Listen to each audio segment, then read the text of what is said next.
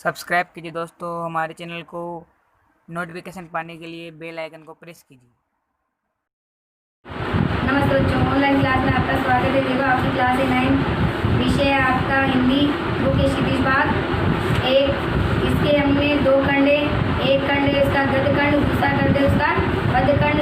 गद्य खंड के हमने 3 लेसन पढ़ा चुके हैं। आपको पद्य खंड पढ़ा रहे हैं जिसका नाम है काव्य खंड। इसमें हम पढ़ रहे हैं कबीर। कबीर का परिचय मैंने आपको बता दिया है और इसमें कबीर ने बताया है कि यह कबीर की 7 शाखियाँ हैं और 2 पद से संकलित है। इन शाखियों में मन की पवित्रता, प्रेम का महत्व, हिंदू मुस्लिम एकता और कर्मों की उदारता का महत्व बताया गया है। ठीक है, इसमें कहा गया है कि साक्षी का अर्थ गवाह होता है। यहाँ साक्षी का आशय ईश्वर को साक्षी मानकर ज्ञानपूर्ण बातों का उल्लेख करना बताया गया है। और पदों में ब्राह्मण अंडरों का विरोध, भक्ति भावना एवं ज्ञान चेतना का प्रतिपादन कर मानव को अज्ञानता से मुक्त कर संदेश दिया है। अब देखिए, हमने आपको 2 पैराग्राफ बता दिए थे, इसके 2 पद बता दिए थे। इसमें एक बार फिर आप देख लीजिए वापस। मान सरोवर सुबर जल, हंसा केली कराई, मुक्ता फल मुक्ता चुके, अब उड़ी उन्नत ना जाई। इसमें देखिए आप, कबीरदास जी ने कहा है कि मान सरोवर स्वच्छ जल से लबालब भरा हुआ है। इसमें हंस क्रीड़ा कर रहे हैं, वे वहाँ मोती चुग रहे हैं और आनंद में स्थान को छोड़कर कहीं भी अन्य जाने की इच्छा नहीं रखते हैं। अब देखिए, इसमें मानसरोवर का मतलब बताया था मैंने हिमालय से, और सुबर का मतलब होता है अच्छी तरह भरा हुआ।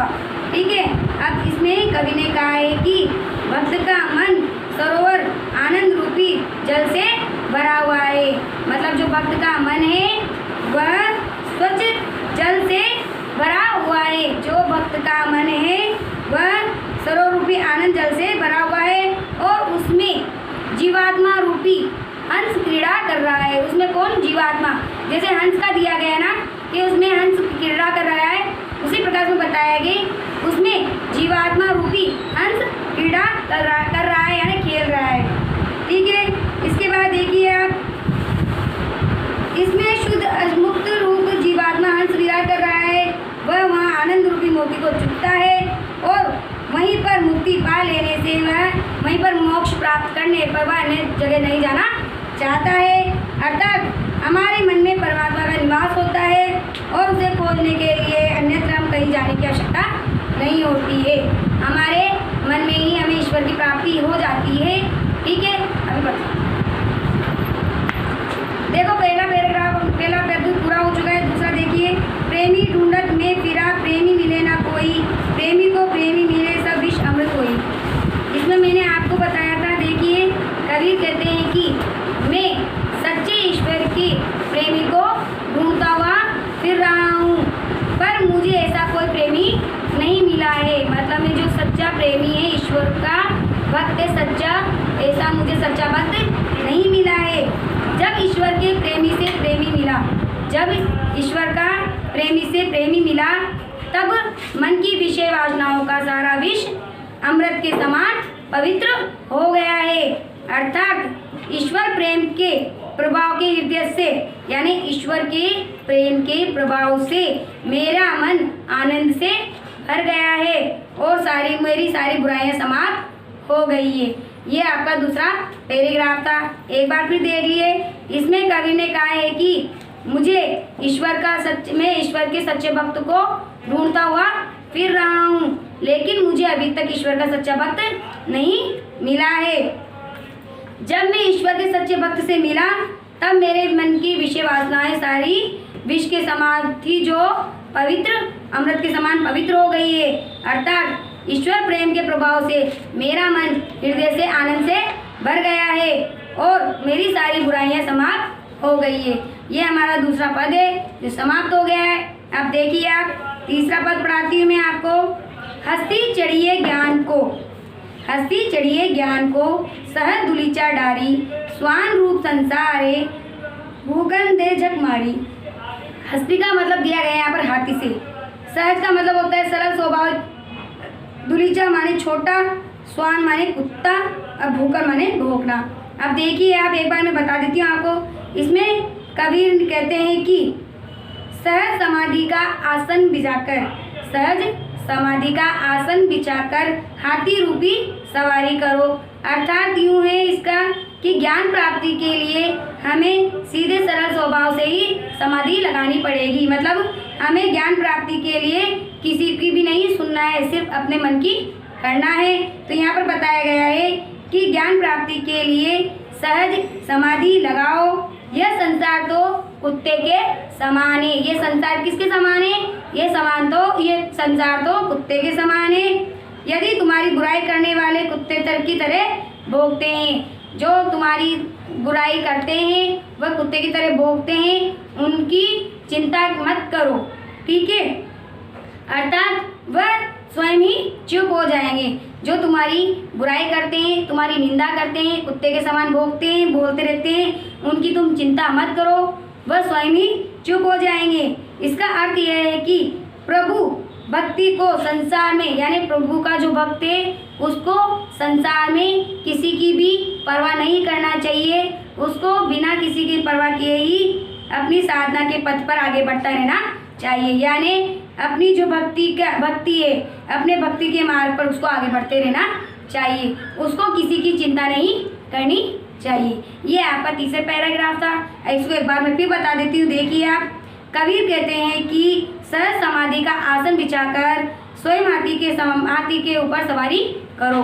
अर्थात इसका मतलब है कि ज्ञान की प्राप्ति के लिए सहज ही समाधि लगाओ। और यह संसार तो कुत्ते के समान है।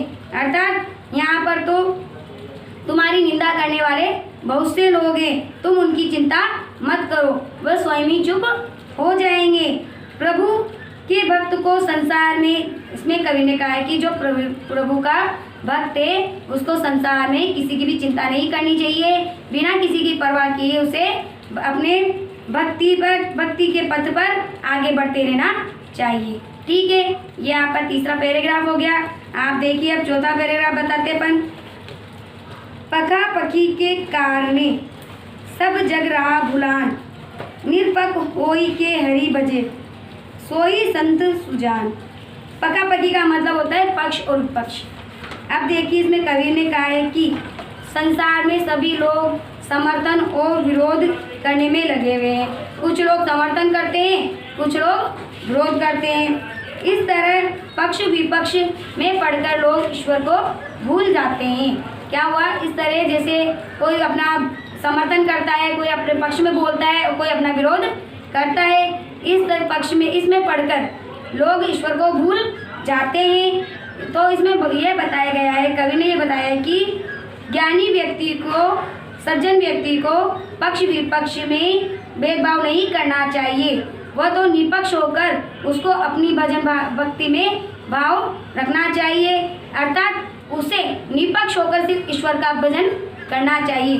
उसे समर्थन पक्ष विपक्ष से कोई मतलब नहीं होता है। एक बार फिर देखिए इसमें कबीर ने कहा है कि सब लोग एक दूसरे के पक्ष और विपक्ष में लगे होते हैं।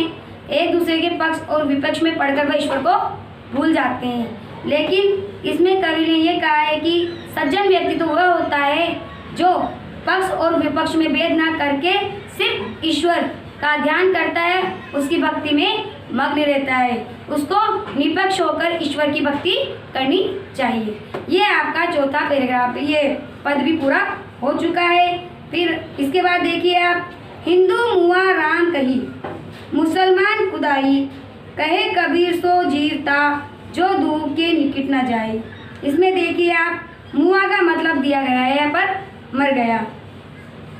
कबीर दास कहते हैं कि हिंदू अपने धर्म को श्रेष्ठ मानकर राम का नाम लेता है। कबीर कहते हैं कि हिंदू तो अपने राम को श्रेष्ठ मानकर उनका नाम लेता है और मुसलमान खुदा का नाम लेता है। मुसलमान कहता है कि मेरे खुदा श्रेष्ठ है। परंतु जो इन दोनों के चक्कर में पड़ता है, वह भगवान की आराधना नहीं करता है। अर्थात सच्चा व्यक्ति वही रहता है जिसका जीवन सार्थक, जिस व्यक्ति का जीवन सार्थक, उसी व्यक्ति का जीवन सार्थक होता है जो ईश्वर और खुदा में फर्क ना समझता हो। उसके लिए सच्चा ज्ञान प्राप्त करना अमर हो जाता है। इसका अर्थ यह है कि धार्मिक कट्टरता एवं संप्रदाय की सच्ची भावना मन में कभी नहीं रखनी चाहिए। ये आपका 5वां पैराग्राफ हो गया। एक बार फिर मैं बता देती हूँ इसको मैं आपको। कबीरदास कहते हैं कि हिंदू अपने धर्म को श्रेष्ठ मानकर राम का नाम लेता है और मुसलमान अपना खुदा को याद करता है, परंतु जो इन दोनों के चक्कर में पड़ता है वह अपनी आराधना नहीं कर पाता है। सच्चा व्यक्ति जिसका जीवन उसी व्यक्ति का सार्थक होता है जो इन दोनों में भेदभाव नहीं करता है और धार्मिक और कट्टरता और संप्रदाय से सच्ची साधना नहीं हो पाती है। यानी जब हम भेदभाव करेंगे तो हमारी भावना सच्ची नहीं हो पाती है, इसलिए हमें भेदभाव नहीं करना चाहिए। देखिए इसके बाद वापस देखो, हमने आपको ये 5 ही पद तो पढ़ा चुके हैं। अब इसके आगे के पद हम आपको अगली क्लास में पढ़ाएंगे। ठीक है, आप इनको पढ़ना, अगर समझ में नहीं आए तो फिर पूछ लेना। ठीक है।